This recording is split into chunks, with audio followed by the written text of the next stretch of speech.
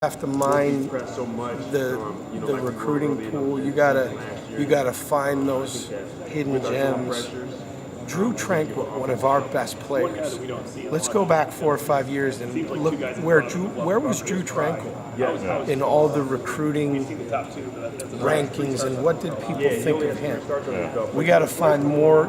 We're going to be in the battles for our national recruits every year, but we got to hit a lot. We got to get hits on guys like Drew Tranquil, who were, thinking back to my previous time, Kyle McCarthy, who ended up being a captain here. Kyle McCarthy was the last guy we took in the first class with Charlie. He had Navy and Youngstown State.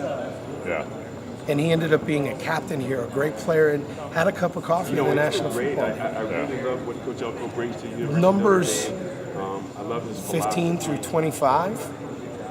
We got to hit.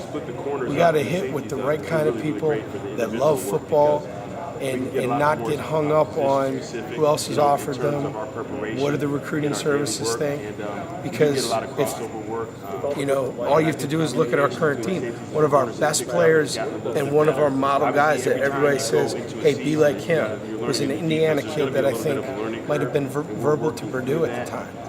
So that, to me, I think is the trick. When there is that elite national player that fits the bill and they're out there, we've got to win. You got to get them. We got to win those more battles. than your share, or whatever. That's cliche. But if you got to make sure you if you got 3 or 4 of those guys a year, now you look and you've got a really solid foundation in your football program. Put guys in position to be successful on our play. But now you're back at it. Be able to respond. Yes. Glutton for punishment. I will say this, though, I like recruiting the type of kid where the first time you get them on campus, you tell them, hey, listen, you are going to be in class with 25 kids, not 500, and you're going to go to class, and is your academic life really important to you? And when you deal with those kids, they're fun to coach. They're fun to coach, too. Coaching smart guys is not the worst thing in the world. And there was statistics that I lean back on.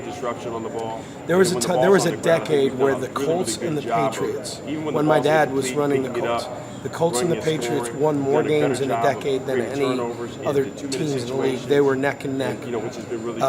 And coincidentally, they also led the league in most college graduates on their rosters. And it was a point that my father would hammer home to me all the time. Smart guys win games.